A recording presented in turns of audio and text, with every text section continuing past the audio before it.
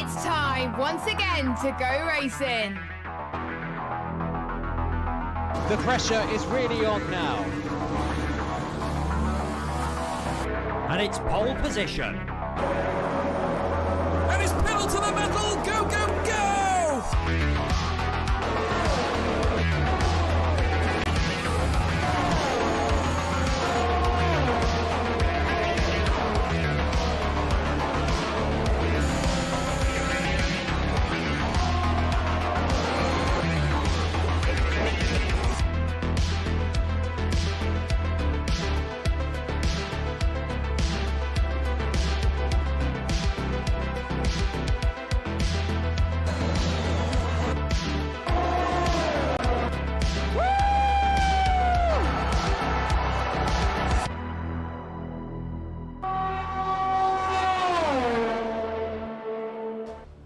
Good evening, everybody. Welcome to PSGL for round number 13 of season 29 here in the PlayStation top tier, and it could well be a championship decider.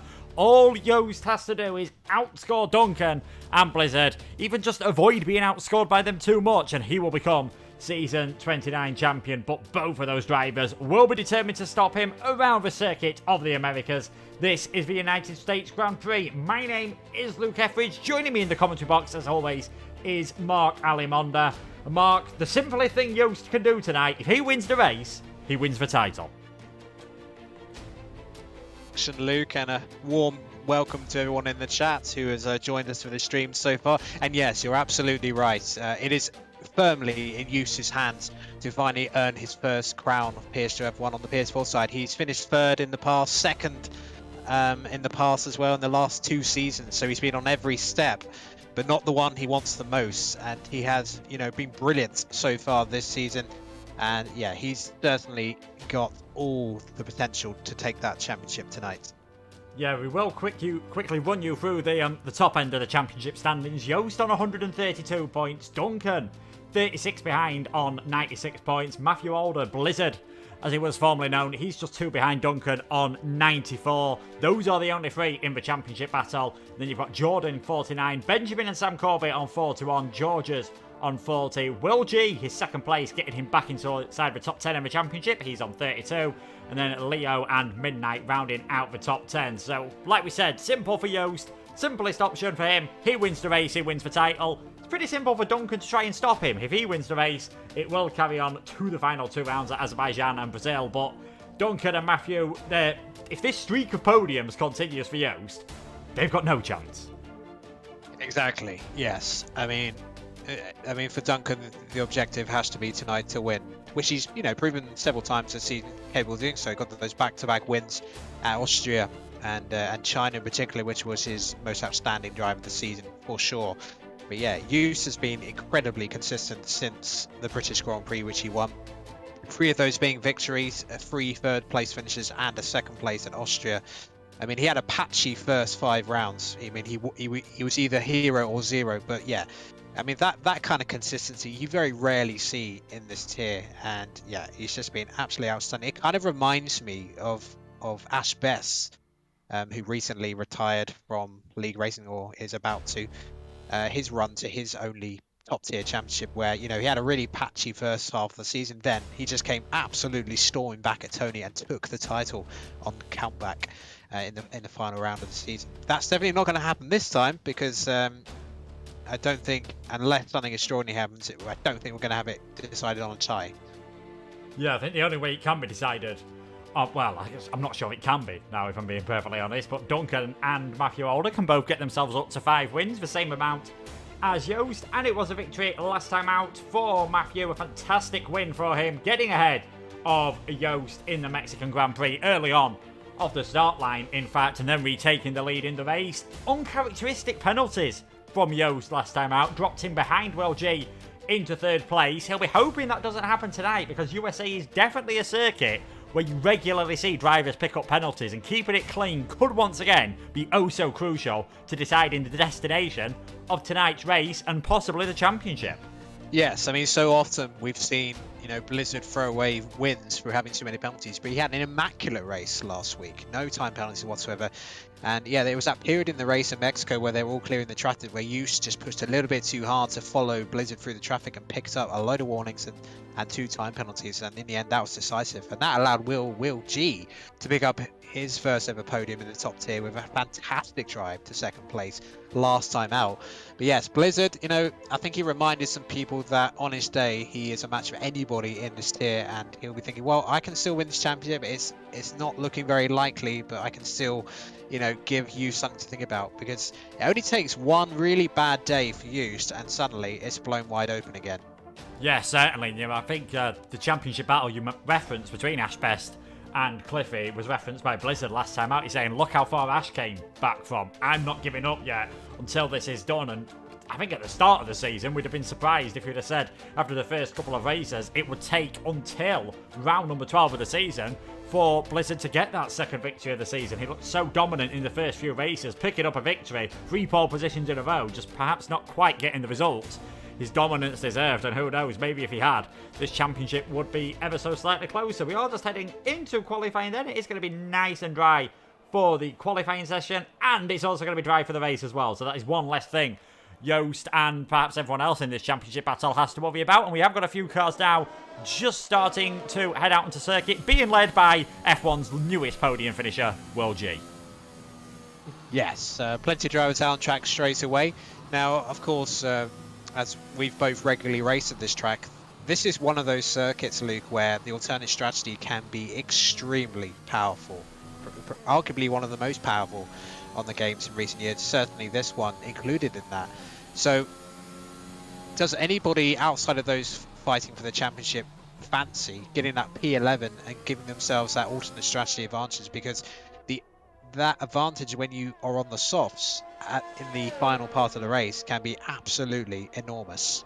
I mean, I'd say the master of the alternate strategy, the man who's 6th in the championship at the moment, Sam Corby, finished 2nd at Bahrain, a circuit where the alternate strategy is notorious, finished 2nd in China, where likewise the alternate strategy is really important, managed to get a 3rd in Portugal on it as well, so I'd watch out for him. Last time out, tried the alternate strategy, got 9th and a fastest lap, and it was Cornet who finished in 5th last time, his best result in F1, a fantastic job for him. That closed up the Constructors' Championship as well. Alpha Tauri, courtesy of Blizzard's win, and Cornet getting in the top 5. They're now just 20 points behind Red Bull, 152 versus 132. Mercedes a further 10 behind as well, so that championship battle definitely looks as though that will be heading towards the final round of the season. But let's go on board then with Will G for a lap of the Circuit of the Americas, the 10th different circuit in USA to host a Formula 1 race, but the first one that was purpose-built for the pinnacle of motorsport. Uphill towards turn number 1. It does unload the front tyres, but you can brake extremely late into there and take many different lines, as I'm sure we'll see on the first lap of the race. Now coming through this S section, it gets trickier and slower as you progressively go on. You can just see Will dabbing the brakes there as he heads towards the first sector point, 24.6. This is where you do see a lot of the drivers invalidate. Just got to be careful that you don't take too much curb or run wide on the exit of turn 9 and through turn 10, but nice and clean from Will so far. Heading into the braking zone of turn 11, ordinarily this might be an overtaking opportunity, but it's more likely the drivers will just want to get a good exit out of there as they now open their rear wing down this undulating back straight here at Kota, extremely long with an extremely heavy braking zone at the end of it, where we expect to see the majority of the brake overtaking down from 8th gear into 2nd, short shifting just to give yourself the best grip possible through the Stadium S section here. Turns number 12, 13 and 14 with double apex left-hander at turn 15. Expect to see many a driver snatch the front left brake as they come in through there. And now the triple right-hander, 16, 17 and 18. This is where the older tyres will really start to suffer in the race. Turn number 19, watch out for the exit of that corner. You won't be allowed to take the IndyCar line through there. And then turn number 20 for Will G, a very solid lap from him, taking it nice and steady. 1:30.647, very respectable banker lap.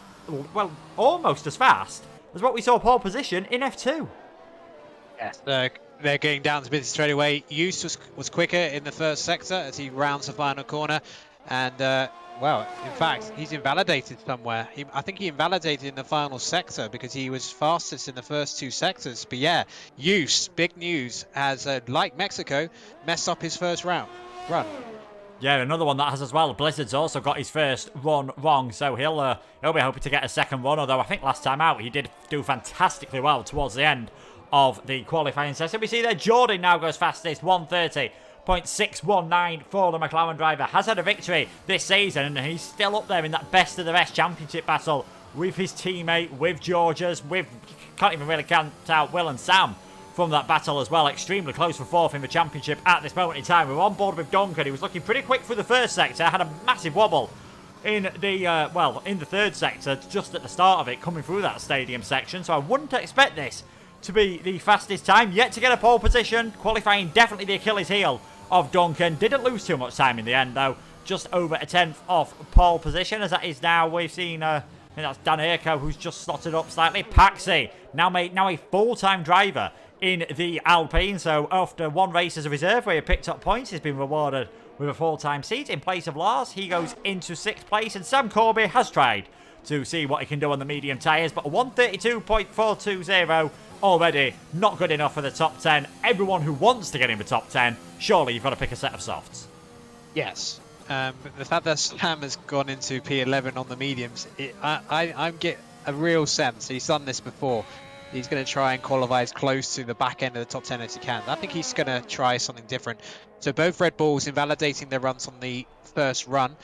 Slight correction, Zander actually messed up his second run in Mexico. He had a really good banker lap, I remember, last time out. But this time he's messed up his first round here at Circuit of Americas. And Zander doing a very similar mess up of that run. And both AlphaTauris also struggling on their first runs. I think he's running low on... Yeah, no... Blizzard, aka Mafialda, he's going to be coming back into pits, and Cornet has also messed up his first round. So the top two teams in the Constructors' Championship not having the ideal start to this qualifying session. No, certainly quite a mixed-up grid order at this moment in time. It's only really the Mercedes out of the championship contenders that have up there. Jaquita managed to sneak a point last time out. He goes up into 5th place this time. Not bad whatsoever from the Haas driver. Who else have we got on a hot lap at the moment? Fede, just trying to go a bit later than everyone else. Did pick up some points earlier on this season when he reserved in the Williams, but the curse of the Aston Martin seat seems to have definitely been the thing. It was an incredibly long time ago. Round number 6 of the season at Silverstone, the last time anyone got points in the Aston Martin, and that was Mitchie, who unfortunately can't make it tonight as he is revising for an exam, so best of luck to him. Fede through the final corner. Looks like he has managed to keep it clean through there. Slots himself into 7th, so the majority of the field has managed to complete their first runs, and it is Jordan, Will G and Dan Erko, your top 3. Duncan in 4th. He'll be fairly happy with that. Wasn't the cleanest of laps, and we've said this so many times before about Duncan. There's nothing wrong with his race pace. He's just a 10th or 2 off in qualifying, and with how close the grids can be, sometimes that can be 8th, 9th, 10th. Yes, I mean, we've seen some titanic qualifying sessions this season decided by the very smallest of margin. Duncan, I think he'd be absolutely delighted if qualifying ended like this, given where his 2 title rivals are at the moment. But Duncan will be thinking, well, let's see if I can push a little bit more and get myself onto the front row at least. Whereas Zander and Blizzard, they'll be thinking, yeah, we can do much, much better than that. Yeah, certainly. A reminder then, Duncan needs to outscore Joost by 3 points tonight. Blizzard needs to outscore him by 5 points. Otherwise, Joost will take the championship. We have got a few cars now starting to head out on their second runs. Walters is one of them.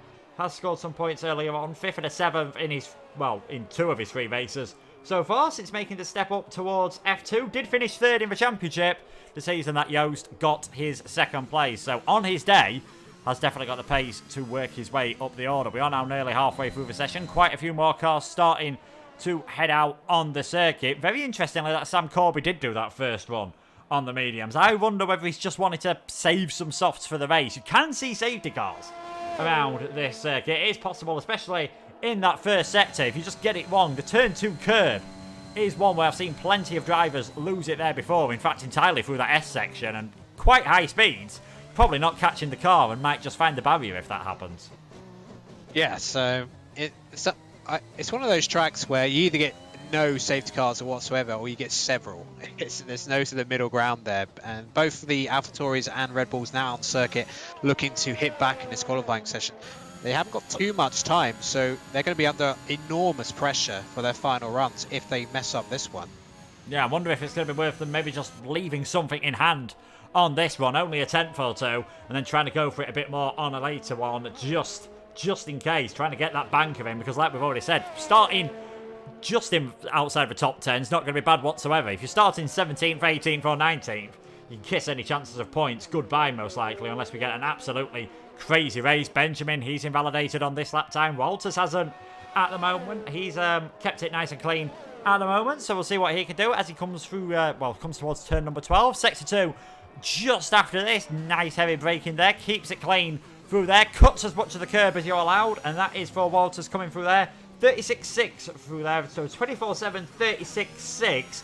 Leaves him a couple of tenths off of Jordan's time at the moment, but this is looking like a pretty good lap, a bit wide perhaps.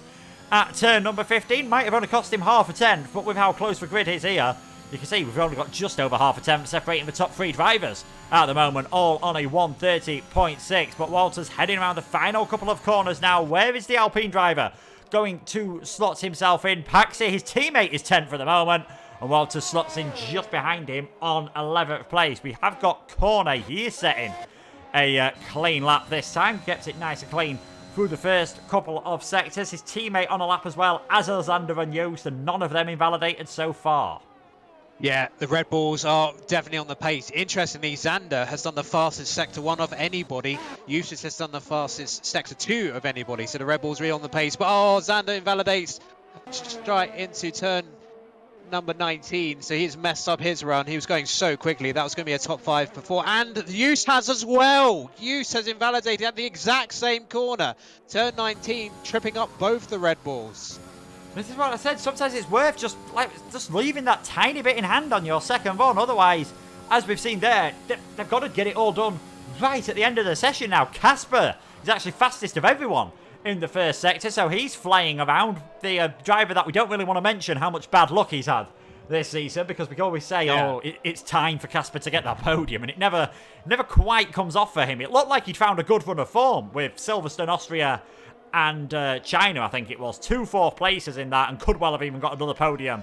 Well, another good score for Austria. Since then, though, no points. Jordan, fastest of everyone on a 130.4, but let's see what the Mercedes driver can do as he comes around the final sector. This looks like it is going to be a really good time then from Casper, the former esports driver. Loses a bit in the final sector, goes into 9th. Yeah, seemed to run out performance because his first and second sectors were absolutely brilliant. But yeah, lost a lot of time in the final sector. And that's why he's only ended up in P10.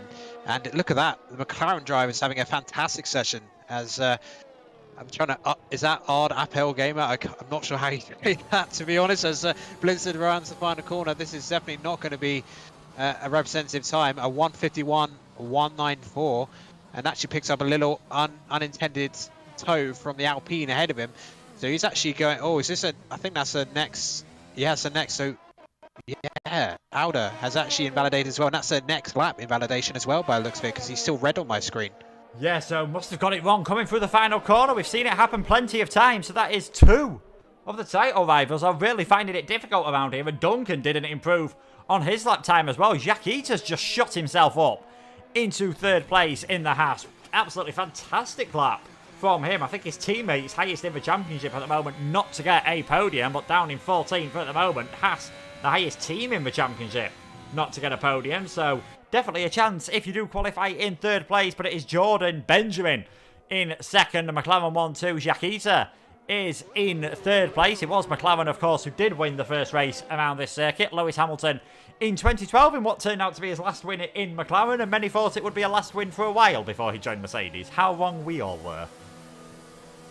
Yes, I mean, that phone call between Niki Lauda and Lewis Hamilton will go down as one of the most important phone calls in Formula 1 history, because after that conversation, that set off the chain of events that led to Lewis Hamilton joining Mercedes. So, I mean, that if Niki Lauda has had a legacy already in Formula 1 in terms of his success on the track, but certainly off the track, an enormous legacy, sort of almost hand-picking Hamilton to join that team to be effectively Schumacher's successor when he retired in 2012. Yeah, apparently he also did advise Michael Schumacher to join Ferrari. So a top tip here: if you wanted to become a 7-time world champion, just listen to what Niki Lauda had to say to you, and it definitely seemed to be the way. If you're wondering why we're talking about real F1, it's got a bit quiet out on circuit at the moment. Majority of the drivers are in the pits. We have got a few starting to head out. Daneyko just coming in. Looks like the ones that are already out of Jaquita, Fusilio and Fede are just heading themselves back toward the pits. So Daneyko, he's going to be one of the first drivers to reset a time. He's gone quite early. I wonder if he's maybe just fueled for an extra one, just in case he invalidates. Because we saw from Benjamin, you can find pace on that second lap. Yes. We've seen that in quite a few of the sessions this season, which is very different to some of the previous games. You don't often see 2-lap runs on soft tyres in dry conditions during qualifying session, unless it was going to be a wet race. But in this case, you had to get into a dry race. Now, Luke, we have seen on several occasions this season Use appears to be struggling qualifying. Then all of a sudden, he'll pull out an absolute banzai lap. And we had an example of that last time out at Mexico, where he stormed pole position, having, not had the best session before that. He's going to have to pull that out again, because at the moment he is P19, Xander is P18, and they've looked like they've had the pace in the Sector 1 and Sector 2. Both times they've invalidated in their opening sessions, it has been in the final sector, looking back at the data. So that's where they've got to try and leave a bit of time on the table. But the trouble is, if they do leave that little bit of time on the table, it may not be good enough to get those two McLarens off the front row. And Duncan and Blizzard, of course, have got to find some time as well. Yeah, certainly. I mean, Blizzard, he's set a valid lap time, but he hasn't set a clean lap time. You can see him way down there in 17th, still ahead of Joost, who is popping up the back of the grid. And it was both Red Bull drivers getting it wrong on the inside of turn number 19. Perhaps a bit wary, of course, of invalidating it on the outside, which tends to be the more common place to do it. But let's follow then Joost around, our championship leader. He knows he needs to absolutely nail this lap, get himself further up the order, just outside the top 10.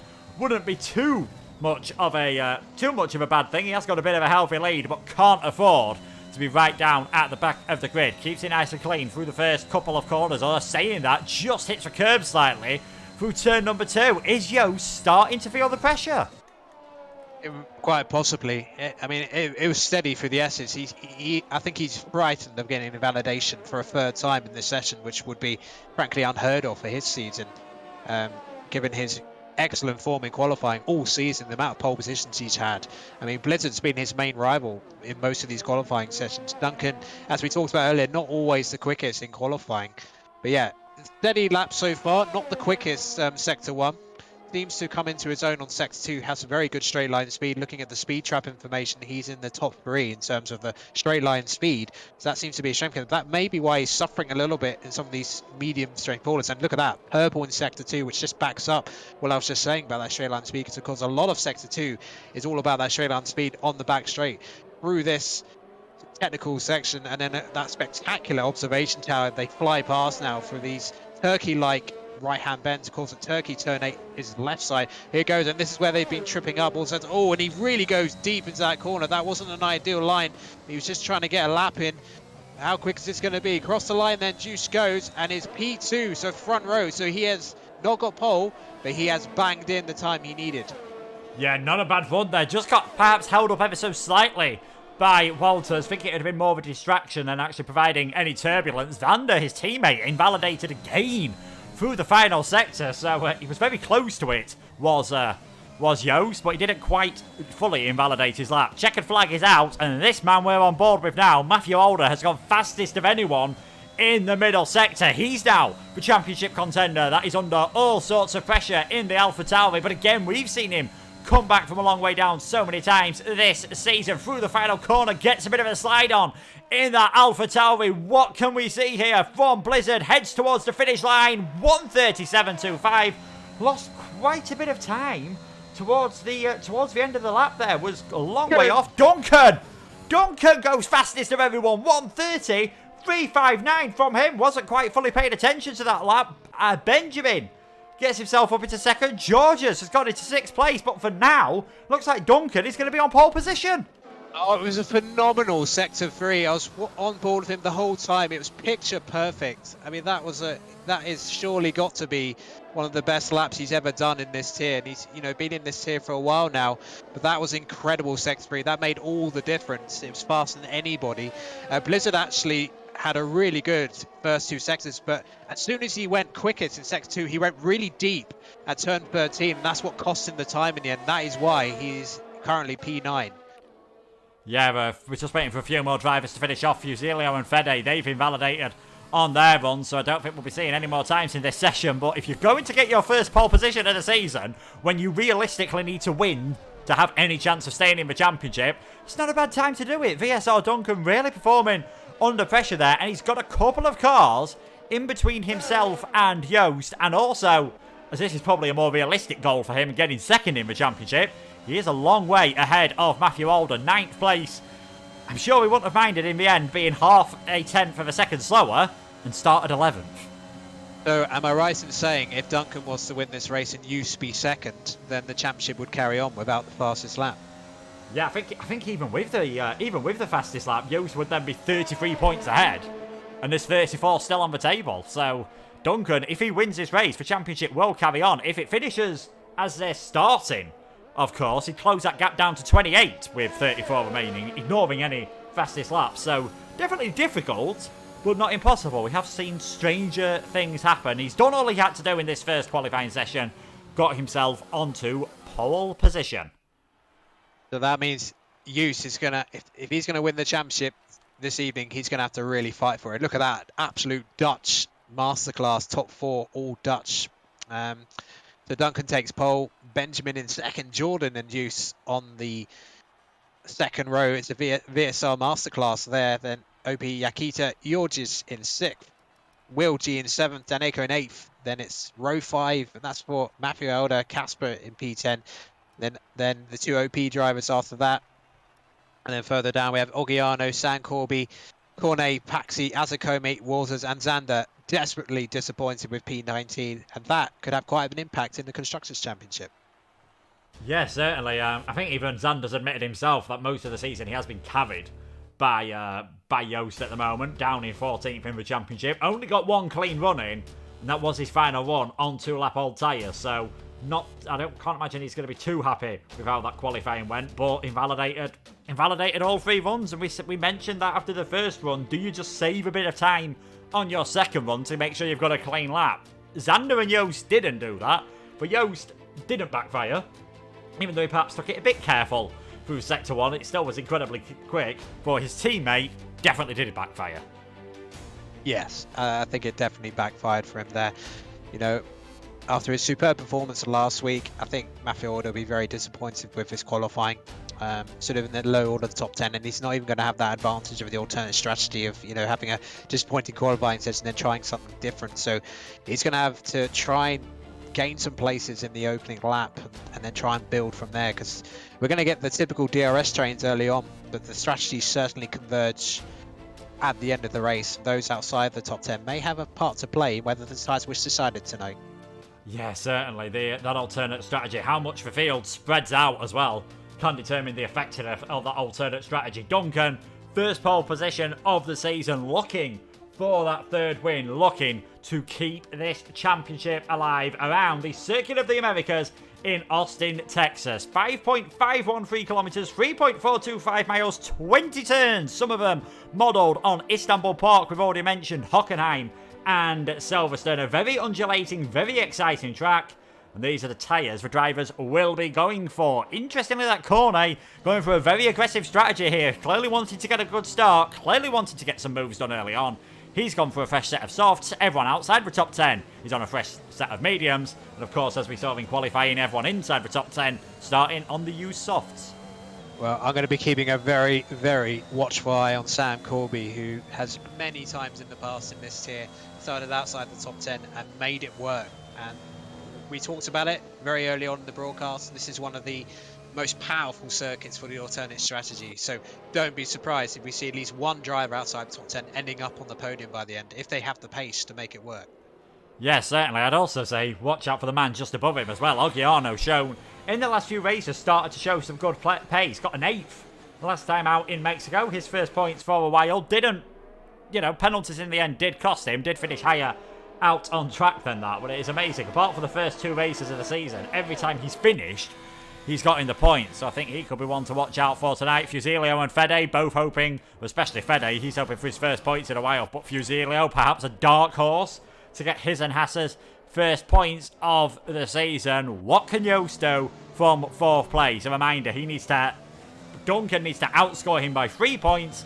Blizzard needs to outscore him by 5 points to keep the championship alive. If neither of those happens, Joost will become the season 29 champion.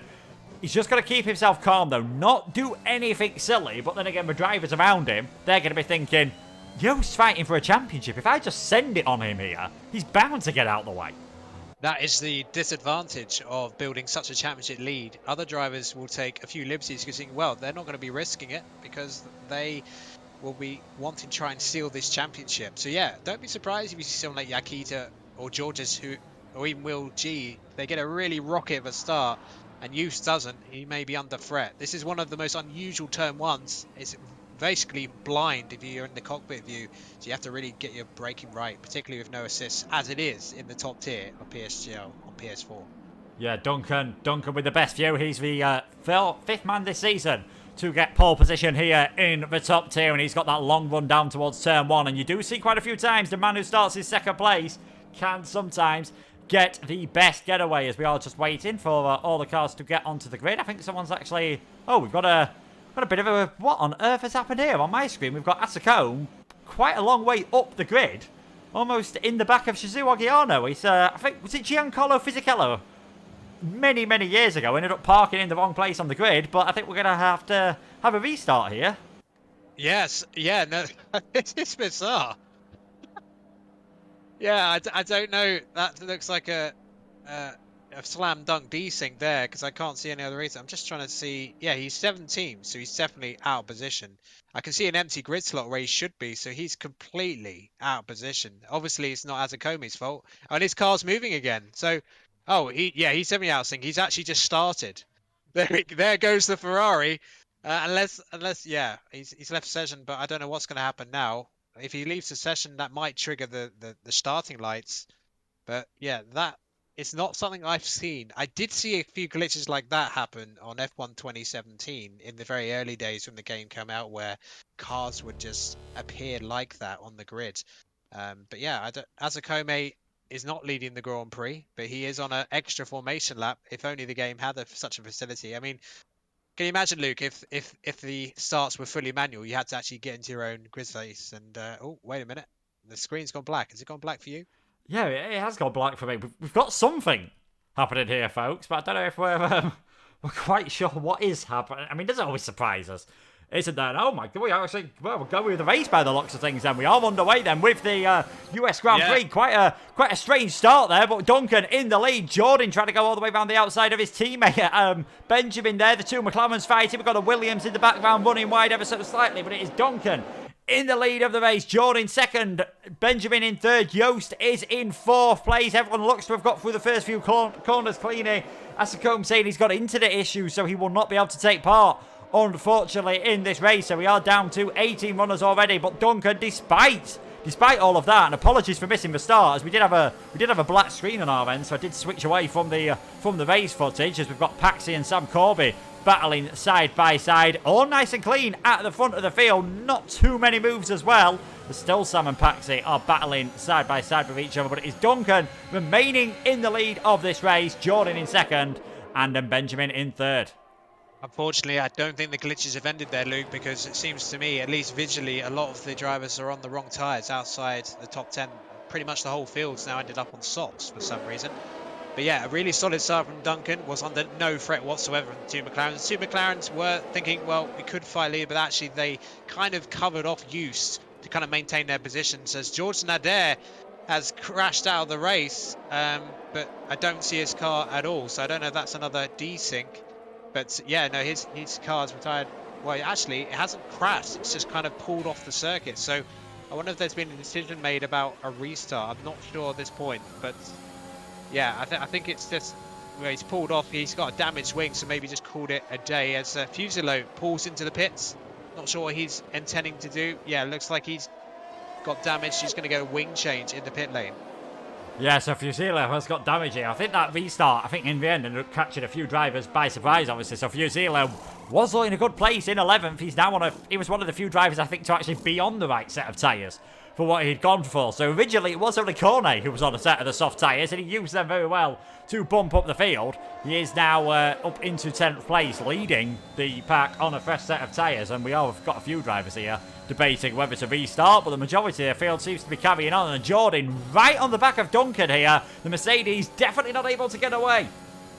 Yeah, very difficult to break the 1 second, such as the power of the slipstream, particularly on this back straight, where you can just kind of sit there and relax and just get yourself carried along there. And with saving the seconds, Will LG dives down the inside of Yakita and moves up to P5. Mafia Aldo's made a really good start. Former 2-time champion PSGL, it's moved up to P7 from P9. Yeah, done pretty well there. Got himself up the order and just onto the back of this train, as it seems like Casper is dropping back ever so slightly. But the majority of the field, apart from Fusilo, who's just pitted, and Asacombe obviously is an AI car.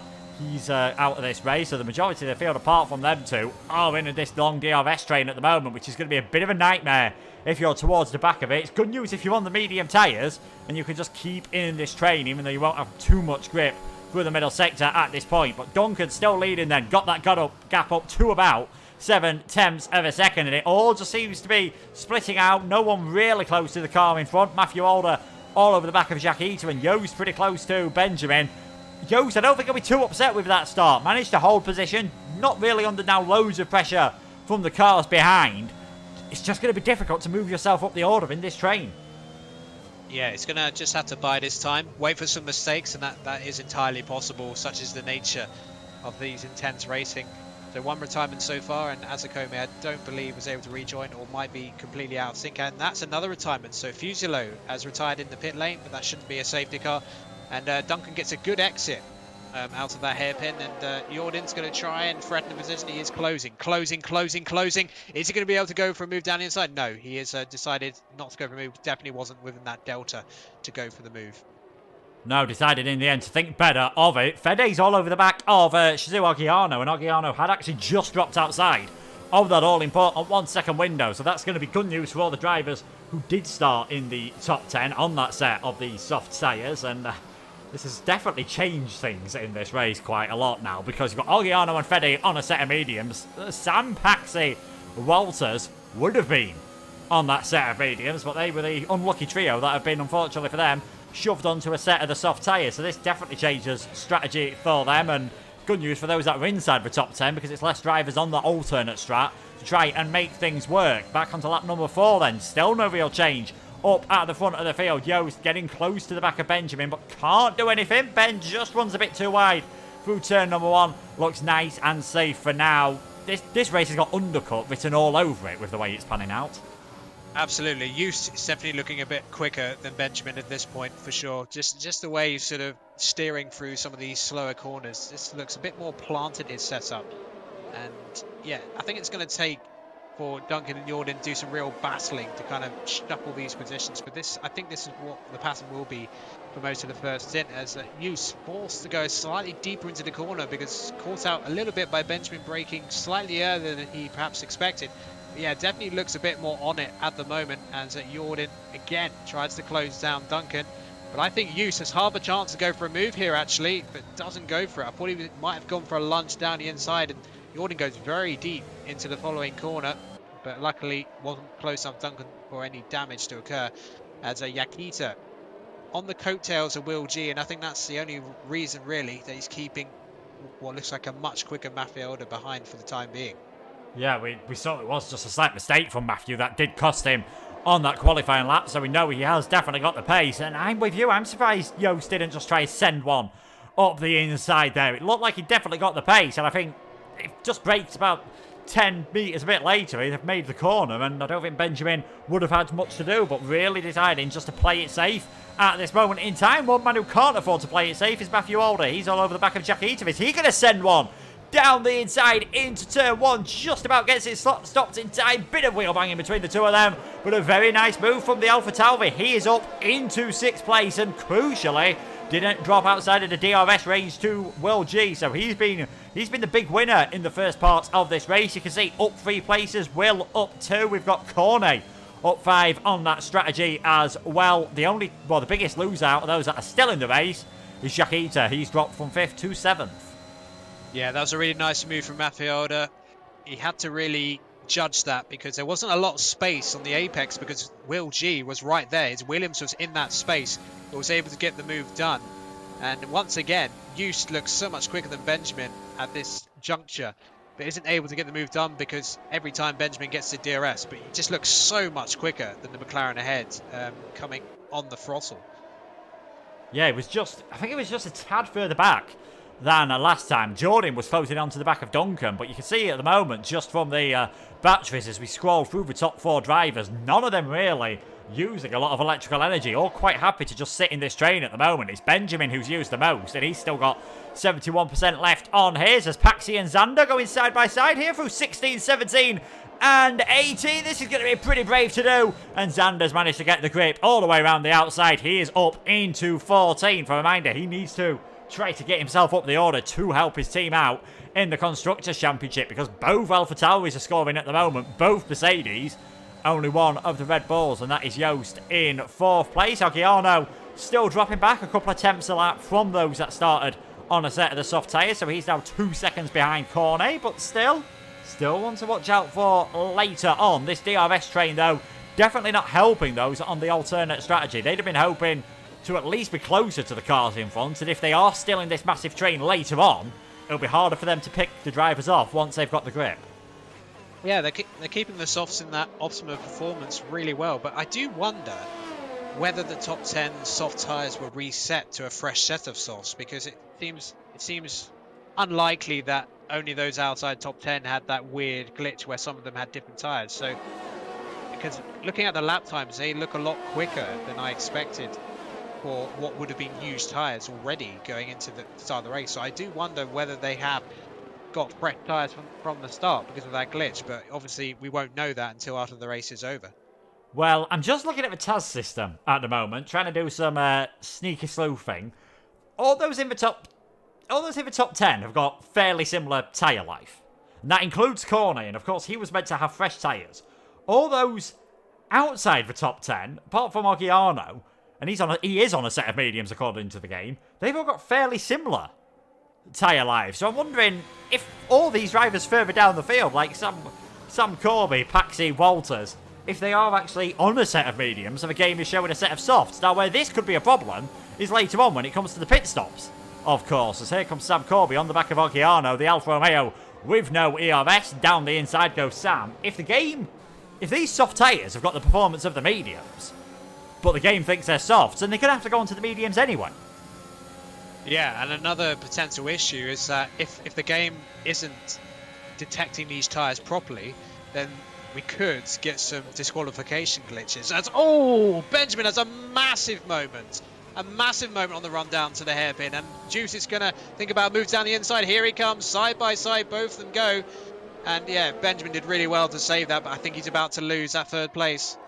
Yeah, I think he is going to lose it. It's a straight drag race between the two of them now, but Yost got the advantage of the inside line, and Jordan's managed to get ahead of Duncan as well. So one McLaren gains a place, and it looks like another one is going to lose a place. Down the inside goes Yost. He's got a bit deep though, and this is a chance for Benjamin to get the cutback. You can do this at this part of the circuit, and he has played it beautifully. Benjamin holds on to that 3rd place, but Jordan, his teammate, takes the lead. Now that is bad news, of course, for Duncan. I'm just trying to look how, as things stand at the moment, I don't think this would actually be good enough for Yost still with Duncan in 2nd. But all he knows now is if he gets ahead of Benjamin, he's in a place to win the title. Yeah, Duncan's going to have to try and retake that position. But, we're not too far away from pit stops. The mediums go very far in this particular race. Sometimes some drivers will try the 2-stop, but yeah, most of the races I've seen in this particular track, the 1-stop has still been king, as Benjamin goes very deep after turn 1 and nearly drops the 2nd out, but maintains that gap. So it's crucial for him to keep that DRS, because if he doesn't, it's going to get overtaken. He'll be hoping not to have a huge moment like that again. But yeah, Eustace is so good on the brakes normally, but yeah, perhaps the the life of those softs not as good as it was earlier, of course, and that's what caused the mistake. A slight misjudgment, and that allowed Benjamin to cut back and retake that third place. Yeah, he definitely seems to be faster through the first sector than Benjamin, and you can see taking a bit more curb there. Gets a slight little wobble on his rear tyres, but not too much. As further up the field, Duncan is going to retake the lead of this race, and down the inside he goes on Jordan. So those two quite happy to just keep swapping over, and Joost this time not quite close enough. Casper, he gets past Jack Eater. It does look like the Haas car, despite incredible qualifying pace, just isn't able to keep that up in the race. So that is now Casper up into 7th, and in fact Jack Eater might be losing another place here. Dan Irko trying to go all the way around the outside of 13 and turn 14. That'll give him the inside line for turn 15, and he gets that position. And then Cornet now trying to get himself in the action. So in all of that, this train has split. Casper is now more than a second behind Matthew Alder. The car in front of him was still probably, I was about to say we're probably a couple of laps away from drivers coming into the pits, but no, the majority of them are coming in. And Matthew actually trying to sneak ahead of Will. Jordan and Joost and Casper, the two soft runners to stay out. Yeah, Duncan in as well. Bit of a visual glitch. I thought he was being held, but he wasn't, and he does maintain the advantage. There's not going to be any traffic issues for them because of the very close field spread. So yeah, just seeing. Yeah, it looks like, Blizzard was not able to get ahead of Will G in the pit stop, so it's actually worth. So that's the net top 4 coming out. So you would think Jordan and Joost will have to respond and try and have an incredible lap. So I expect Jordan and Joost will be using a lot of their battery, and they'll be boxing immediately to respond to the drivers who are pitting. Yeah, you can see there, Joost's battery now is less than 50%. He's still going to get the DRS off of Jordan as well, so that is going to be good news for him. He's not going to be close enough to go for an overtake, but yeah, it doesn't look like he's using it as much out of turn number 11 as I perhaps would have thought it would. We'll get the gap up to the leader. We can see now Duncan 17.7 seconds off the back of Jordan. He's just coming onto that main straight as those drivers are leaving it, so he should gain a bit of time in every single braking zone, and he's about a second ahead of Benjamin, and that'll be Joost's main target here. Can he make this overcut work to get himself ahead of Benjamin? Wasn't able to do it out on track.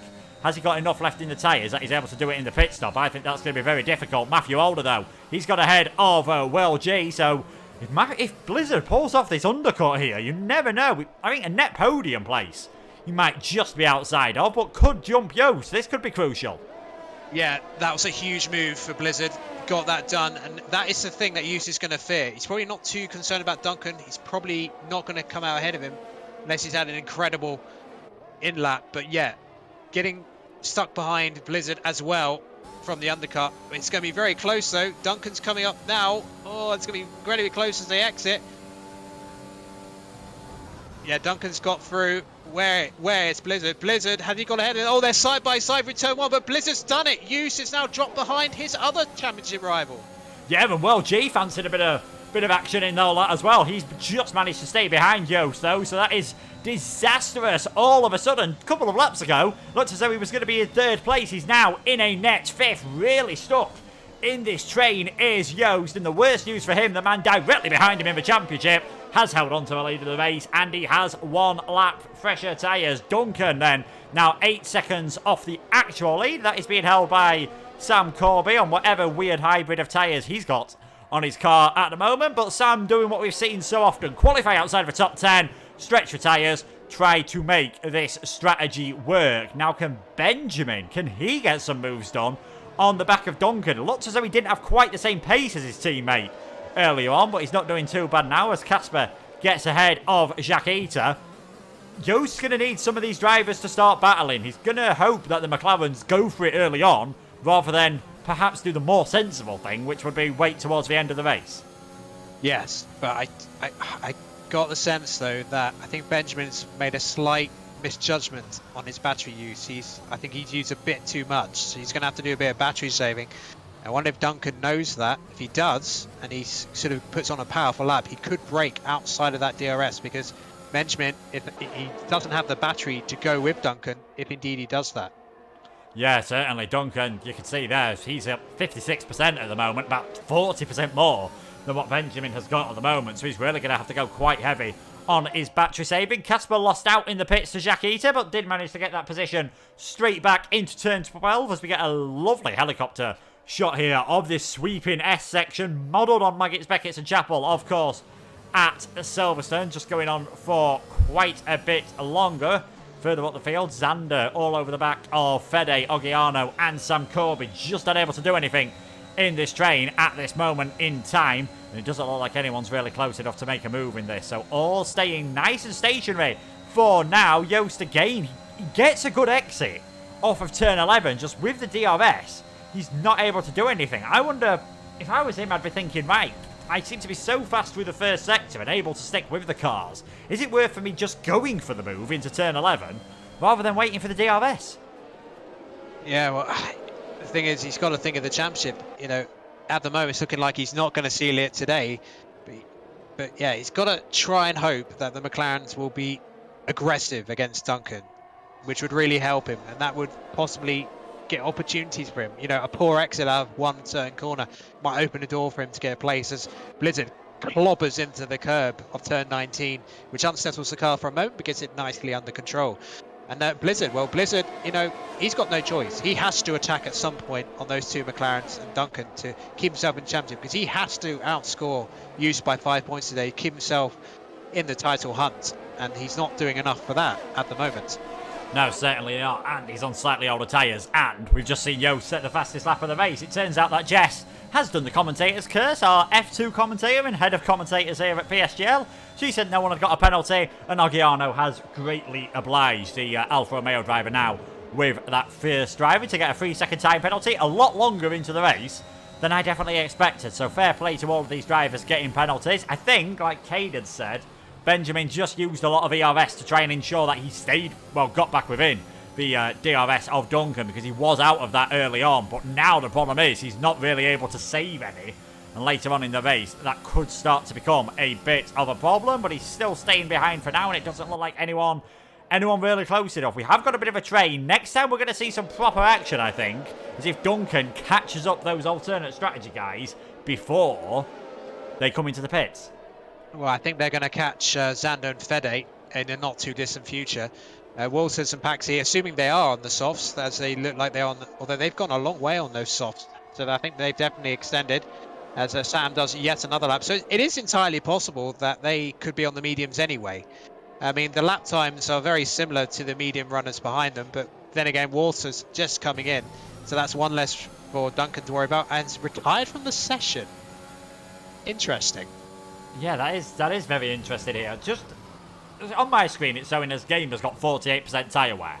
So that says to me the tyres are definitely wearing as if they're the mediums. It's just whether the drivers are seeing them as a set of softs or as a set of mediums, because that could be the crucial one here. And if that goes wrong, we could see some shock disqualifications towards the end of the race for the alternate strategy runners, which would definitely be what we don't want to see, as you have got to use two different compounds of dry tyre in a dry race, and it is going to be dry all the way to the end. But Walters then becomes our third retirement from the race. We are down to effectively 15 runners, as Asacombe is an AI car, of course, and we're watching this battle for the net lead. Duncan still holding on to that at the moment, then the two McLarens, then Matthew Alder, then Joost, who was at the start of the night in a position, of course, to win the championship, but he's going to have to make some overtakes if he wants that to happen. He's going to have to take the lead of this race off Duncan if he wants that to happen. Benjamin not able to get close enough on that occasion. They're not exactly flying up to the back of those alternate strategy runners up ahead. Last time around, Duncan did a 134.8. They're gaining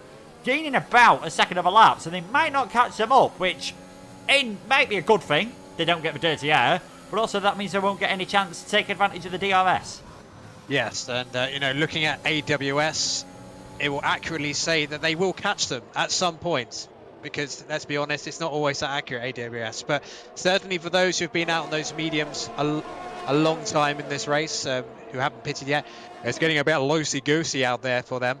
So, but I think Duncan will be catching them very shortly. So it's crucial for his race, I think, that he's not overtaken by the McLarens, gets into a scrap. If he can do what Blizzard did at Mexico last week, clear some of those cars, get a little gap, maybe force some mistakes from some of the drivers behind, picking up a time penalty, that could be so important for him, for his bid to keep this championship title battle alive. Yeah, certainly. Remind, if Duncan wins, it will definitely go on to the final two races at Azerbaijan and Brazil. I know Brazil's not one of his favourite tracks, but Azerbaijan, he did very well last year to keep the championship battle alive, where Duncan did finish second behind Wilson Hughes, Sparks of course. Duncan only with the one warning at the moment. Blizzard has two, but Benjamin, Jordan and Joost, the rest of our net top 5, don't have any warnings whatsoever. So despite we've seen a lot of invalidations in qualifying, they've managed to keep it pretty clean in this race as they now come through turn number 12. End of lap 14 nearly. 14 laps to go at the end of this one. So we are pretty much at the halfway point. And I think quite often we've seen this. Not as much this season, to be fair. We've already seen action all the way through. And we did have a very exciting start to the race. But quite often it just sort of simmers for the first half of the race and then properly comes to the boil and bubbles over as we get towards the end. So stay tuned, everyone.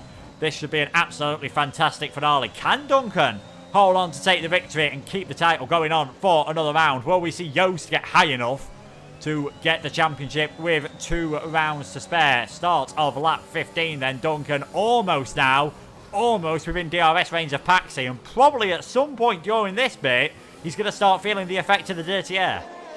Yeah, and it's going to be 5 cars in a row giving him that dirty air disadvantage. We'll be certainly feeling it in Sector 1 through these sweeping S-bends, which look spectacular when you watch them go through there. But yeah, he's going to be just about within DRS of Paxi. Not sure there'll be an opportunity for him to overtake on this lap, but certainly the next lap. I think Xander could be playing a little bit of a role here, because Xander is, of course, a teammate of Joost, and they certainly do communicate with each other during the races. So Xander could play a little bit of a role here. I think Joost will be hoping he holds the leaders up a little bit, just to give him maybe half a chance of making an overtake if one of the drivers ahead of him makes a mistake, and certainly got a better exit. And actually Blizzard was almost under threat from Joost. I think without DRS he might well have been under threat from Joost for an overtake there. Yeah, again, Joost seems just to be able to hang on closer through that first sector. I mean, to be fair to World G, he's just hanging on the back of this as well. Looks like it is going to be another great performance from the Williams driver, really proving his pace and proving his place in F1 after a disappointing debut season. And this is the part of the circuit on board with Duncan. He's really now going to start suffering behind these cars and needs to clear them sooner rather than later, quicker under the braking zone. But we have got an 11 car train for the lead of this race with 13 laps to go. There goes Duncan. He's going to come flying past Paxi, gets himself up into 5th place. Fede really close to the back of Oggiano. Benjamin, he's going to send one on the inside of the Alpine driver as well. I think he knows he needs to start making these moves and put some cars, well, need to avoid Duncan putting any cars in between himself and the Mercedes man, because that might be crucial for this race as well. But Duncan and Benjamin have got through the traffic, well, one bit of the traffic. Jordan, as you can see, is stuck behind, and this is for position, so there's no blue flags. Yeah, it was a calculated lunge by Benjamin, but he had to do it. He had to follow Duncan through. But now, this is a long straight. How many cars can Duncan overtake on this straight? Xander now, he knows that Joost's main title rider is right there. He's got to do a job for the team. Gets a good exit, actually. So Duncan's not going to have it as easy as he had with Paxi just then. And but here we go then. Duncan, I think he's shaping up for a lunge to the inside. He's going to go for it. Yeah, oh, he's hit the back of the Red Bull. He's hit the back of him twice, actually. I think he might have picked up damage, but that could possibly go to Stewart's. Benjamin dives down the inside of Duncan. I'm just checking to see if there's any... Yes, Duncan has broken his front right ring. He has damage. He has damage. And that is absolutely crucial for the championship. Duncan, big damage. He's going to have to come into the pits with that. You can see how many places he's leading. Benjamin now takes the lead. Xander dropped a long way down the order. I think he just went too late on the brakes and he didn't know whether to go for the lunge or just stay behind. And by the time he decided, he'd brake 10 metres too late and was right in the back of Xander. So absolutely disastrous for him. He's coming to the pits. His championship chances are absolutely over. And all of a sudden, Joost is now in a position to take the championship. All he has to do is stay behind Blizzard. Yeah, I'm just trying to look back at it to see if Xander moved on the braking. Oh, I tell you what, he did move a little bit on the braking. So, that could go to the stewards, that one. Either way, because obviously Xander was sort of pushed off as well and had to come in for the softs. But yeah, that is massive for the championship. So, simple maths is, Alder has to now get ahead of at least one of the McLarens, in fact, maybe even both McLarens to take the championship. But yeah, Duncan must be absolutely furious with what's just transpired there. I mean, not sure he had to. It didn't look like to me he was quite in the position to go for lunge there. But if Zander moved under braking, as it looked like to me he did a little bit, that's a bit naughty. Yeah, certainly. We don't like to see drivers doing that, but I think I'm going to have a very entertaining evening in the VSR chat later on. Let me tell you that one. And we can now confirm it was a visual glitch. All the drivers that were meant to start on the mediums did start on a set of the mediums, seeing as they have all come in and gone for a set of soft tyres. So that is a good thing for us. And we are, after what was a very dramatic lap, we are just about to start lap number 18. It is a McLaren 1-2 at the moment. Benjamin in second, Benjamin in the lead, Jordan in second, Yost setting the fastest lap of the race. Once again, that's another thing that could help him out in all this. If he starts just picking up that point for the fastest lap, that will make it even harder for Blizzard to end up taking this championship to the next round. As it stands, even if Yost doesn't get the fastest lap, if he finishes fourth, Blizzard will need to take the victory or second place with the fastest lap. But we are going to expect that, of course, to go to one of the drivers on a set of soft tyres. And someone who's looking very good on the soft tyres, the man we expected to, Sam Corby. He's up in 9th place already, and he's already got ahead of Corner. He's got some nice free air to try and use those and get on the back of Donerko, Casper and Jakita. We're very interested to see how quickly he goes. Now, I've just been informed by race control that due to the possible visual glitch, if we start getting mass disqualifications at the end of the race, the result of the race will be taken from the penultimate lap before the last lap, obviously. I don't know why I even said that. God, I'm tired. But anyway, yeah, so just keep that in mind, those of you who are watching, that will happen. But hopefully the game has just sorted itself out and we don't get that happening. Yeah, hopefully it was only on our end that we saw that, and not on the server end as well for all the drivers. I know previous games have had a few spectator glitches with the tyre graphics and showing a bit of a mismatch, but they were looking like red wall tyres on our screen. They were showing red walled on the timing tablet. They were just acting like yellow walled medium tyres, of course. 10 laps to go. Benjamin still in this lead. Jordan second. Matthew Alder in third place. Needs to start thinking about where he can get some moves done, but he's not got a lot of ERS at the moment. 38%, and if anything, looks like he's the driver starting to come under pressure from Yost.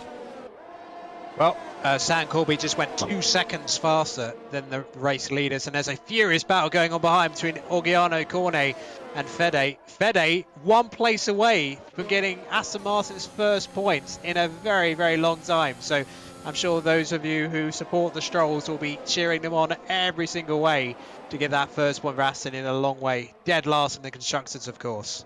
Yeah, quite a long way off the rest of the cars as well. I think it's Ferrari just ahead of them with about 30 points more, but it looks like Fede's definitely got some good grip at the moment. He has got, though, 3 seconds of penalties. Ogiano in front of him has 9 seconds. He has really struggled keeping it clean in this race. Paxi, the only other driver, with a 3-second time penalty as well, and this should be fairly straightforward for Fede. In fact, Ogiano not even bothering to use any of his ERS, and there we go. The Aston Martin driver comes through up into 10th place, up into, not as things stand now with penalties, a point position, because Cornet is just behind, but you would expect him to be able to have the pace to hang on to that one. Back on board then with Yost.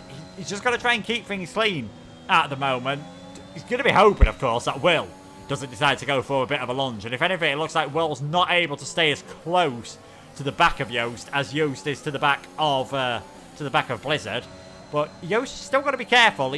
He's almost just going to not just try and do everything like you normally do. As soon as you start thinking about doing something different, it's not coming naturally. That's when you'll see drivers start to make mistakes. The famous one in real life one, of course, was Ayrton Senna, 88 Monaco, was leading by well over half a minute. The team told him, just bring the car home. 2 laps later, in the barrier.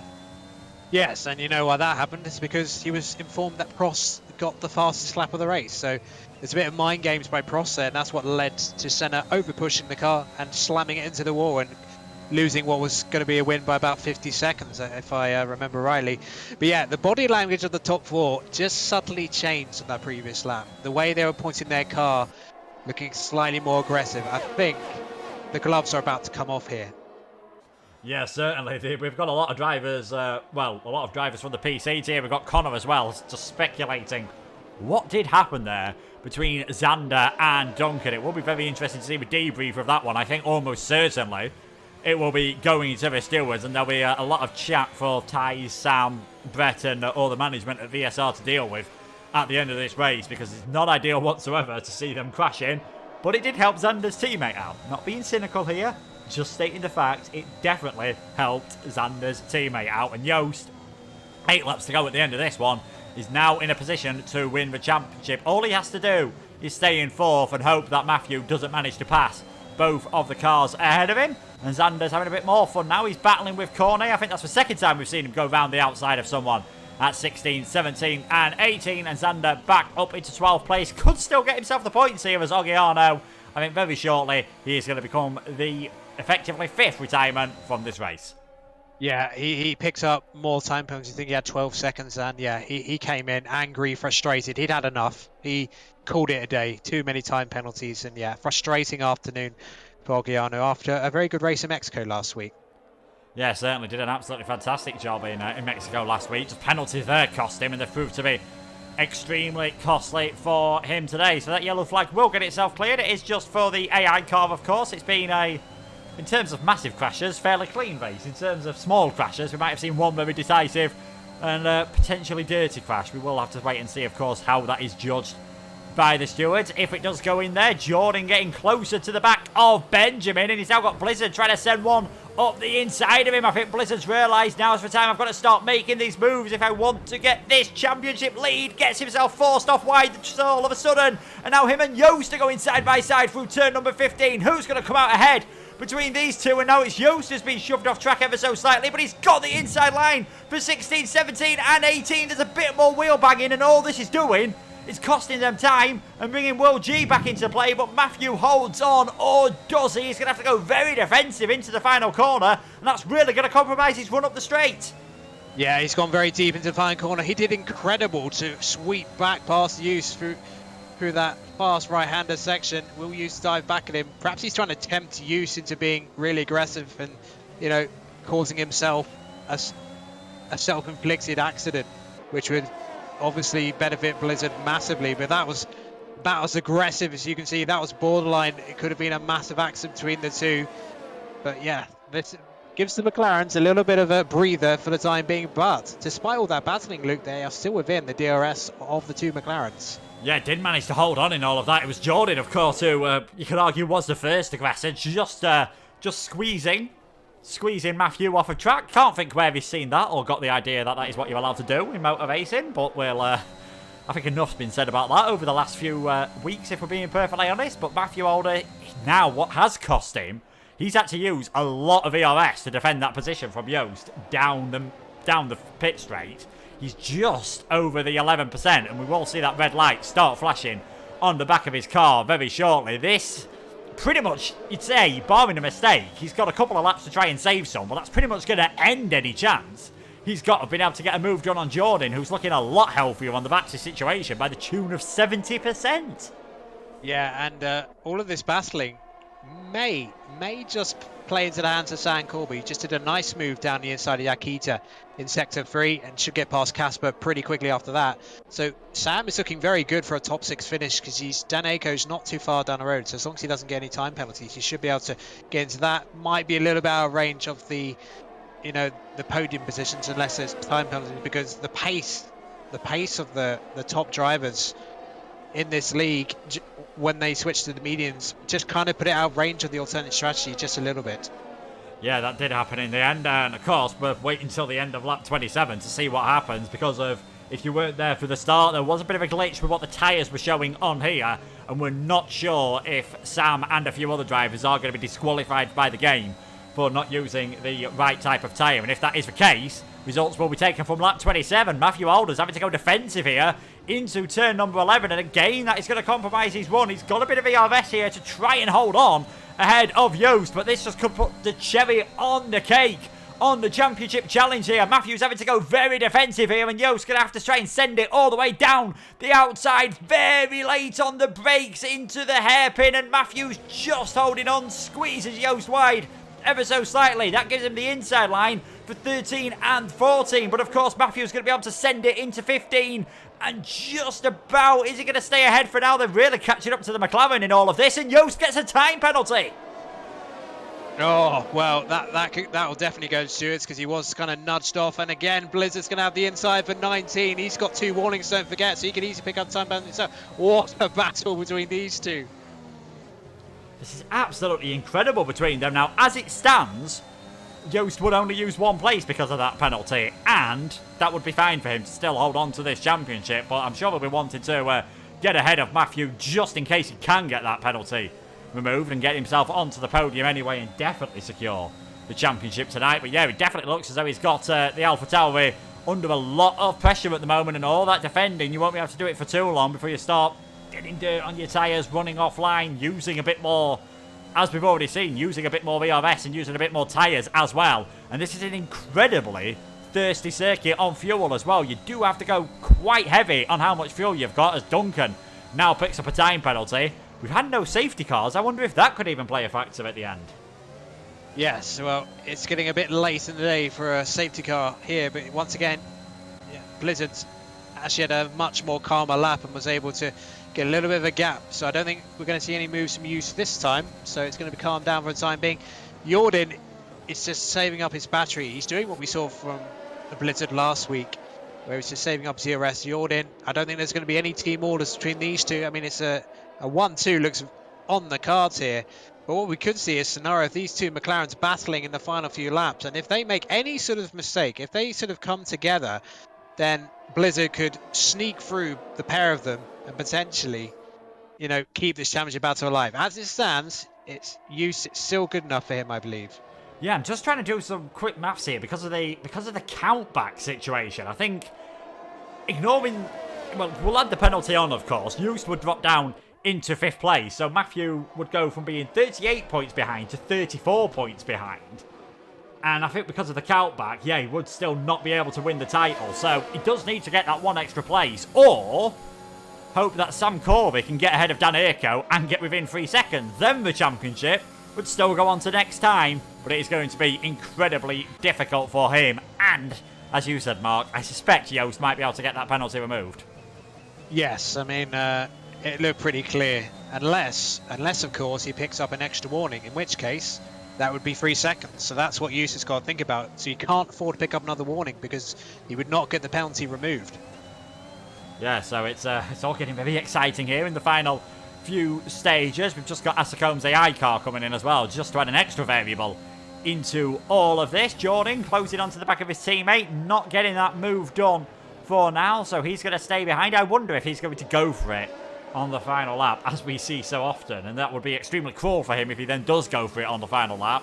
And it turns out the results are being taken provisionally from the lap before. Joost still all over the back of Blizzard, but not able to get that move done, and Sam Corby has now caught up to Dan Erko, not being able to get through the field as much as he has wanted on that set of soft tyres. The pack being really close together in that first stint, all holding on to the DRS, has meant this alternate strategy has just been neutered ever so slightly.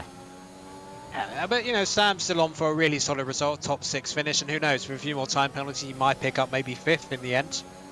But yeah, the laps are running out for him, unfortunately. So unless the leaders really start slowing down, and yeah, no battery for Dan Erko, I don't think he's going to have a prayer of defending this. Yeah, nice move from Gamer, and Dan Erko, very respectful, knew that the game was up. Yeah, certainly knew that it was over. So Sam now tries to set up after World G, and perhaps importantly for the championship tonight, after Joost. If he gets within 3 seconds, with the way things are at the moment, this championship will carry on mathematically to Azerbaijan, but will be definitely in the last chance saloon. Well, now he was forced off, which caused him that time penalty for use, but he has just picked up another warning, which means even if he gets that warning removed, he will still have those 3 seconds. Yeah, so he's now got to, we might be able to get 2 warnings removed, but, you know, there'll be all the arguments about all of that and going on. This could well be a championship that ends up getting decided in the steward's office, unfortunately. Jordan is still on the back of his teammate, not able, well, not sure if he's not able or looking by his ERS usage, not willing to get close enough to try and go for that move this time around. Casper and Jacquita battling over 8th and 9th. Bit of a struggle in the first stint for Jackie. He didn't look to have a lot of pace, but he's done a much better job on this set of medium tyres and has in fact been able to retake that place from Casper. Fede still needs to try and work his way up the order though if he wants to get any points from this, because Xander is within penalty range. But again, Xander is probably going to be finding his way towards the steward's office. Christian Horner, he's on first term names with the stewards in real life, and he's probably the same on here by the way things are going. It's going to be a very busy time for the stewards, I think. And yeah, Fede, well, he's really doing the honours for Aston Martin, trying to get a point for them. But yeah, as Paxi retires from the race in the pit lane, a lot of retirements in the pit lane today. But yeah, we've got to focus on the battle for the top 4. Penultimate lap. Hopefully, fingers crossed, all my toes, everything, that we get no disqualifications because of the visual glitches we saw. But for the time being, surely now Jordan has 100% ERS. How rare is that at this late stage of the race with so much battling going on? And he's definitely going to be launching an assault, but he might wait to the last lap. But does he risk that? Yeah, certainly. Does he risk going for the last lap? He might be completely unaware of all the things that are going on at the moment. And of course, perhaps even more importantly, Sam Corby is now about 3.9 seconds behind Joost at this moment in time. Is he going to get an extra lap to be able to get within that 3 seconds and keep this championship alive for his old CRG teammate? But it's still Benjamin leading from Jordan. Matthew Alder in third place. That yellow flag is just for Pax's car, and I think the softs have pretty much had the best of their life here, and Joost might be able to hang on. You can see Fede hasn't been able to get ahead of Casper, who has got the DRS, of course, and Asacombe has his AI car just going through all of that. If you remember, we had a very chaotical start to the race. Asacombe's internet, unfortunately, causing a few problems, and then the race getting underway where quite a few drivers were caught by surprise. But it is the final lap of the race. McLaren 1-2 at the moment, and can Joost hold on to take that championship? And Sam Corby has not been disqualified. Fantastic. Well, that's good news around. It's going to finish as it is, but yeah, he's not quite in range of use at the moment, so it's looking good for the Red Bull driver.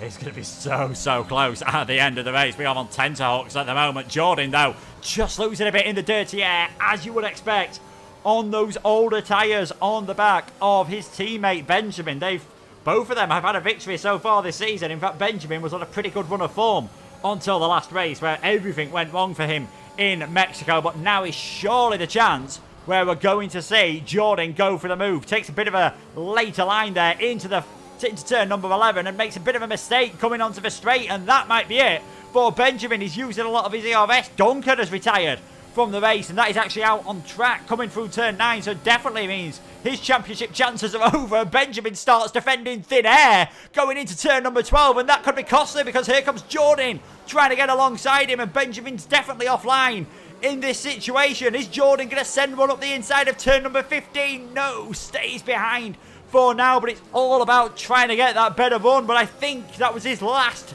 chance to possibly do anything here. You'd have to be very brave to go for a move into the final corner. It is going to be, by the looks of things, Benjamin who is going to round the final corner. It'll be a 1-2 for McLaren. Benjamin takes the victory here in the United States. Jordan is second, and Joost, his 5th place, means he is champion this season of PSGL. He's done it. He's absolutely done it there. Straight into back. Yeah, he needed more points, but yeah, what a dramatic race. It's a McLaren 1-2. What an amazing job. I felt like the move from Jordan wasn't maybe as aggressive as I expected, so I think they were thinking, yeah, it's a bang on 1-2, and maybe they had an agreement. Whoever was leading in the final laps would keep the position, because he didn't exactly dive down the inside or anything with all his ERS, but yeah, Joost is the champion. Incredible. What an achievement. He's come so close in the previous 2 seasons. 2nd place 2 seasons ago, 3rd last season. But yeah, he is the champion regardless of what happens now. Massive congratulations to him. We will hear from him in a bit. Yeah, certainly we will hear from our champion. He's 34 points ahead with 34 remaining, but he's got 5 wins. Blizzard's got 2. And there's only 2 races remaining, so of course he can't be caught on countback. But it is Benjamin who takes his 2nd victory of the season. A 1-2 for the McLaren team, copying what they did in Monza in real life. Jordan finishing in 2nd. Another podium for Blizzard. He takes that 2nd place in the championship for now. Will, another good finish for him after last week. He's in 4th, and that 5th place for Joost, even if he doesn't get the penalty removed, He is the season 29 PSGL champion. Sam Corby just missing out on a top 5 place by 4/10 of a second. Danirko Kasper is back in the points. Jakita and Zander picks up the final point, and that point for the fastest lap. That could be crucial in the Constructors' battle. Fede just misses out, as does Cornet. We saw Duncan retire on the final lap. Asacombe, he was AI, and then Paxi, Ogiano, Walters, Fusilio, and Georges all retiring from what was an absolutely crazy race. We were never quite sure what was going to happen. Bit of a slow burner, but we did see some battling towards the end, especially between Benjamin and Joost, and perhaps more controversially, Joost's teammate Zander and Duncan. Yes, that is going to be talked about for a number of hours, maybe even days. I mean, that Zander and Duncan incident effectively decided the outcome of the championship today, because Duncan was looking good to get the 3 points advantage he needed to take it to at least next week. I mean, Youths always look likely to take the championship given the advantage he's built up. But regardless of whether, even if he gets two warnings, his podium run is at an end for the time being. Yes, podium run at an end. I don't think he'll be too bothered about that one. And let's just talk about Duncan. Of course, was doing nothing wrong really in that race. Managed to stay out a lap longer. Still managed to hold on to the lead, and then just that crash with Zander. Now, reading from when you watched it back, reading from the chat as well, it seems as though Zander did maybe move in the braking zone, which, if that's true, could be pretty frosty between those two. Yes, it's not gonna be a very friendly house in VSR tonight between those two, and I can already see from the F1 PSGL chat that there's a few things being talked about, but hopefully that'll be all cleared up. I mean, it's not, I can't say 100%, but it just looked like a subtle move. It wasn't like a blatant move, but it was subtle enough that, put it this way, when he brakes, he was straight and then turned slightly as Duncan was trying to come through, but it could have been a slight misjudgment. So it will go to the stewards, and we will respect whatever decision they come up with. Hopefully both viewpoints are shared and we can have a good look at it. Yeah, definitely. We'll have to wait and see for that one. We are just going to try and, of course, get all the drivers on the podium and our new season 29 champion into here. Let's talk about Blizzard. Obviously, good performance from him today, getting third position. Fantastic recovery from qualifying. It's very rare you see someone from outside the first 3 rows, but still inside the top 10, end up on the podium. Brilliant performance. He must be ruining that qualifying session. Yes, certainly. His qualifying in the second half of the season has been very patchy. He's either been right up there or sort of, dropping down the field.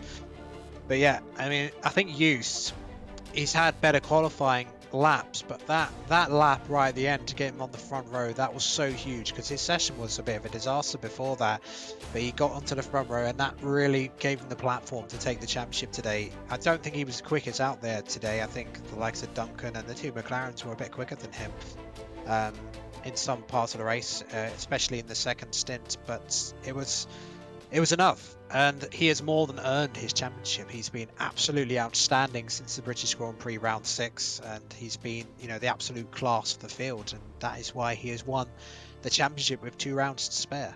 Yes, I mean, he's got more pole positions than anyone so far, and he'll be at least tied for the highest number of pole positions. He will win more races than anyone else, and unless Blizzard gets a podium in the final 2 races and Joost doesn't, he'll have more podiums than anyone else. So you're right, you can't argue that he has not deserved this championship. Shall we start chatting to some of the drivers, Mark? I think we shall. Right, so let's head over to the interview room with our drivers. We've currently got Ben and Matthew in here. Hopefully we'll be able to get Jordan and, of course, our champion Joost. But Mark, it's over to you.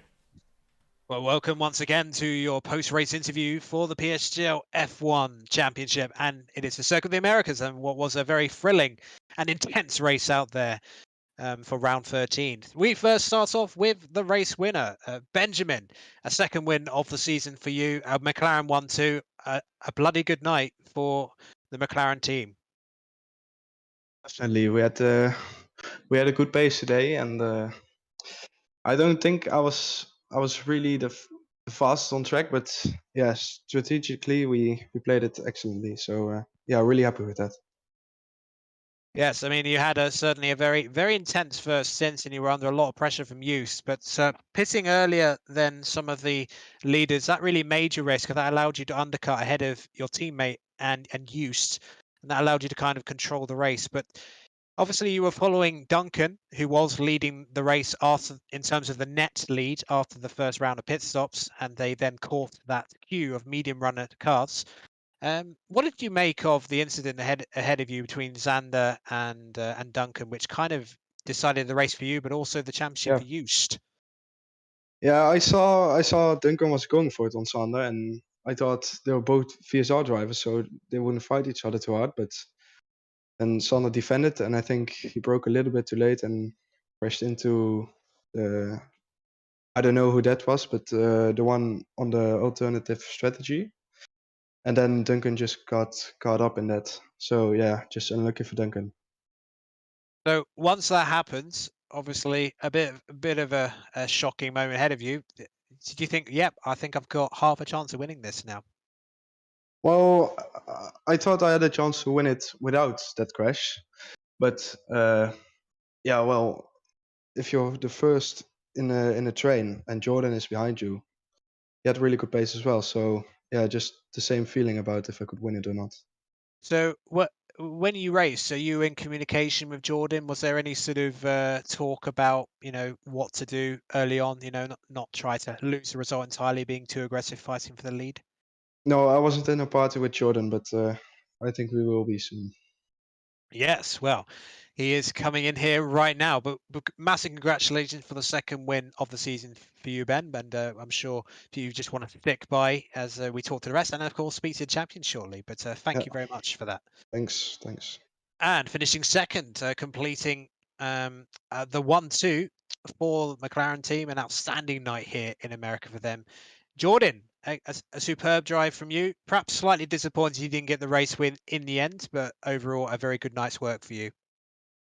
Yeah, a bit disappointed. It was a bit unlucky because just when I wanted to push, I got some sort of MFD pop up from my game, which made me lose a lot of FPS and also which made my game sound go away and then come back. So that was really disturbing, but nonetheless, driven a pretty good race and happy to get a 1-2 with Benjamin. So going into the last lap, the tactic was obvious. We've seen it many times in the past with the battery, saving up the ERS, going for an attack. Do you think there was nothing much more you could do? I mean, where you sort of had half in your mind, you didn't want to be too aggressive in case you took out your teammate and then lose the whole result. I mean, it was kind of a tricky situation because obviously if he's not your teammate, you can probably afford to go a lot more aggressive. But, do you have any regrets in terms of the final lap, the way you sort of attacked Ben?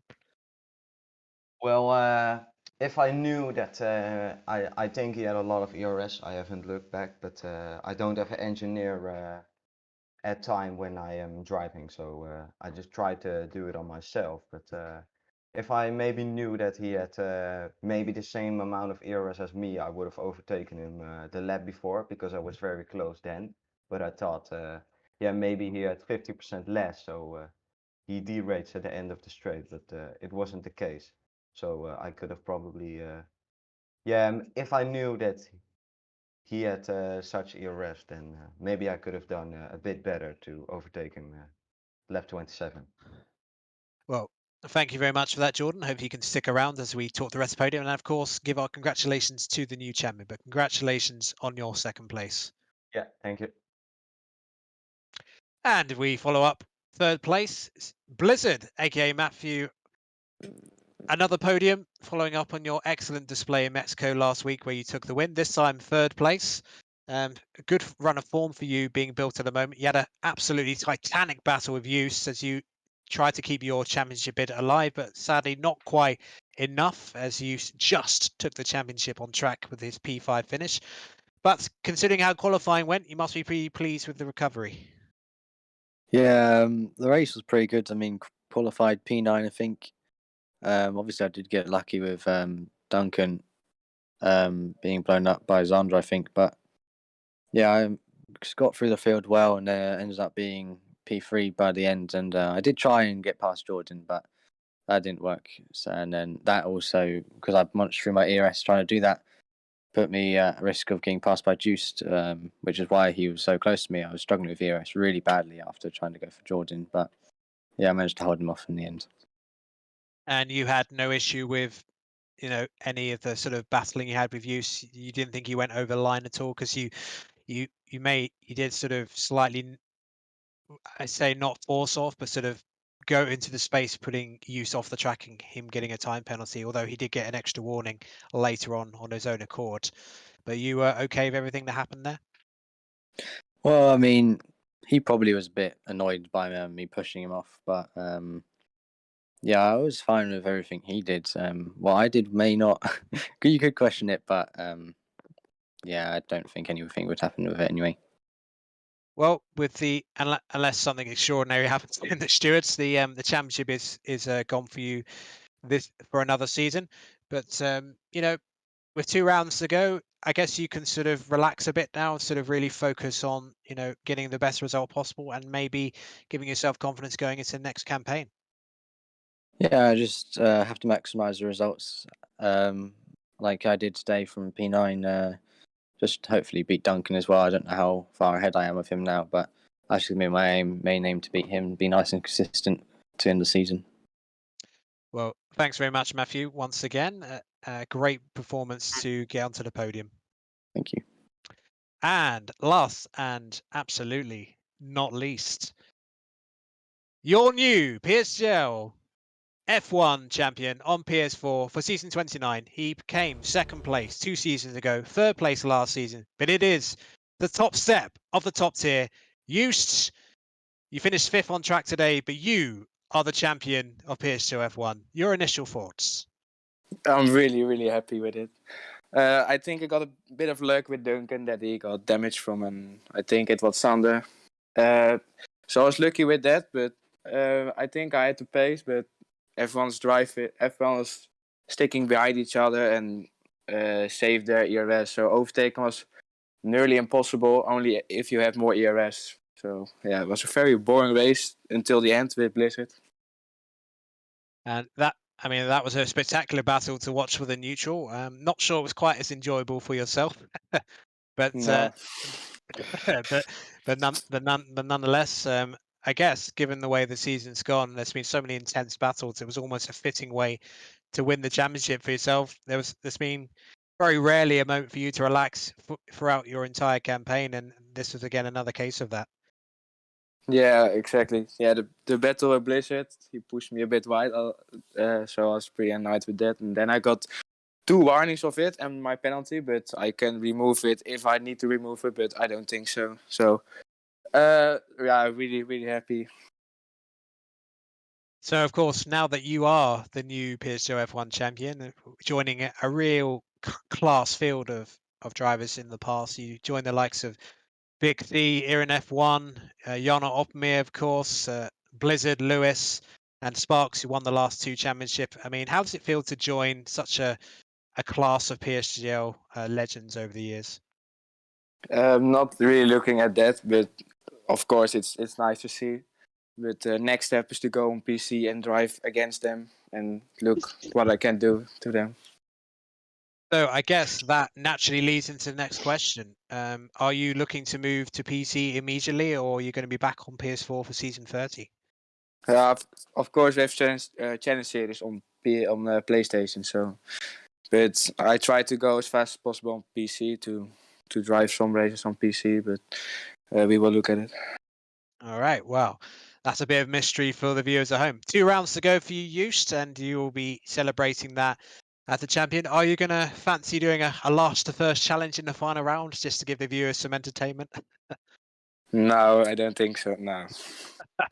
Well, fair enough. Well, thanks to the top 3 today for joining us for the interviews, and once again, celebrate long into the night, and maybe an extra Christmas present for Xander. No, I'm joking. You don't have to answer that. Massive congratulations to you, thoroughly deserving PSGL F1 champion. You've had a fantastic campaign, one of the best we've seen in recent years. Thank you. Yeah, thanks to And that's it for your interviews post-race. Back over to you, Luke. yeah, thanks to Mark for conducting them interviews. Thanks to all the drivers for joining. Of course, our top three: Ben, Jordan, and it was Matthew who finished in third, and our champion Joost. And a little bit of a scoop there. He's planning to move to PC at some point. It was kind of inevitable, really. Yes, that seems to be the natural step. I mean, it's amazing, really, how PC has developed so rapidly in the last couple of years. I mean, PC, frankly, used to be a bit of a joke.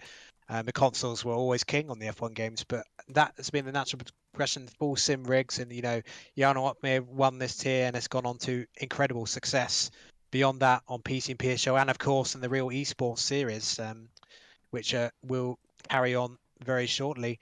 But yeah, that's the natural progression. I mean, he's been in the top 3 steps of every of the last 3 seasons, and he's won the championship finally. So you could argue, Luke, that he has done everything he wants to do. But I'm personally hoping he comes back for season 30, maybe attempt to join the very few drivers who've won more than one championship in this tier. Yeah, certainly. I think with the form he's shown, definitely. I'm the same as you. I think we will see him back in season 30. If I'm being perfectly honest, I think it probably makes sense for him now to just focus on the PlayStation until at least the challengers are over. That's if he does qualify. He didn't qualify in the first event. I'm sure we're hoping to do so around Hungary, and then afterwards we might see him in that. Might see him in the PC tier perhaps on the Thursday evenings. We'll have to wait and see. Fantastic job from him, obviously, to take the championship. Commiserations to Blizzard and Duncan. They tried their best today, just couldn't quite do it. Yes, I mean, you got to feel for Duncan. I mean, that's just such a huge disappointment. It was looking so good for him in terms of winning the race. I honestly think if that incident happens, I think he would have cleared the traffic, and I think he could have built a gap at that point that possibly would have won him the race. There's going to be a lot of ruminations after that one, and yeah, it's going to go to that Stewart, and that could be pretty intense. But yeah, there's going to be some fallout from that, and maybe not in PSGL, maybe within VSR itself, but hopefully it's all sorted out in a civil manner. Yeah, hopefully it is as well. I definitely think even if there was a bit of a move, I don't think it was one of them pre-planned ones. Maybe just a bit of a like we saw perhaps with Schumacher, where the devil horns come out almost, and you go for a move. That's if it was a big enough one, of course. Perhaps it was 6 of one, half a dozen of the other, or Duncan just misjudging it. We will have to wait and see. 2 races to go. Drivers' Championship might be over, but after the break, still all to play for in the constructors. Yes, a good result for. I don't think McLaren are not in it, but that's actually put them possibly on the back of Mercedes after Duncan's problems and Casper not scoring that many points. So they have an outside chance maybe getting into the top 3 in the constructors' championship. I mean, I'm trying to think. I think that is the first 1-2 all season. That just shows you how competitive it's been. No team's been able to get a 1-2. So that's an actually incredible effort for McLaren to get a 1-2 in such a competitive field. Yeah, art imitating life this time around. Of course, in the real F1, it's only McLaren who would have got one, and I think I'd have expected it more in PSGL than I would have done in real life at the start of the season. But we've seen surprises all across motorsport. Yeah. Yes, I still feel there'll be some surprises from Azerbaijan and Brazil. I'm a bit disappointed Hughes isn't going to take up on my challenge of the last to first, but of course, you never see that happening in a serious league like this. So they will leave that to the amateurs like you and I in terms of the driving. But at least that's why we're in the commentary box and we're not in the top tier PSGL. I always try for last to first. Never made it to first yet, but I always try it. Not intentionally though. But that is pretty much it then. For this stream, Joost becomes the Season 29 champion on the PlayStation tier. The streak of podiums is over, but his 5th place, with Duncan retiring after a controversial incident and Blizzard finishing in 3rd, was enough to get him the title. Can he go Red Bull, get the constructors and do the double for himself? You'll have to wait 2 weeks to find that out. We have got a break week, of course. F1 Esports is on this week, so it's a break week across all the tiers. The next time you'll see any of the racing will be a week on Wednesday, with the lower tiers in the PC around Azerbaijan. But for myself and Mark, thank you so much for watching, and we will see you in a fortnight in Baku. Goodbye.